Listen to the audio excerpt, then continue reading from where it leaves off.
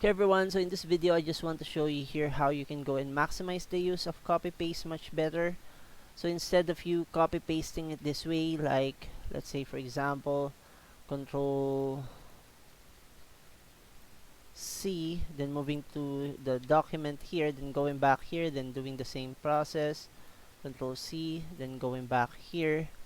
So instead of doing that, what we can actually do is to maximize the use of the feature of Windows from where you will be using the clipboard of the window machine. So let's say I want to go and control C this, then control C the next paragraph, then control C the next paragraph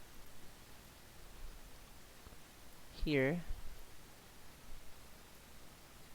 then press on the window key on your keyboard, the key that is in between the control key and the alt key, plus the V key. You would see there all of the things that you have tried copying using the control C commands in your Windows machine. And now you can just go and use that for you to be able to copy paste most of the content that you have in your clipboard to the document that you want to go and place the content that you are trying to copy paste from one document to another document.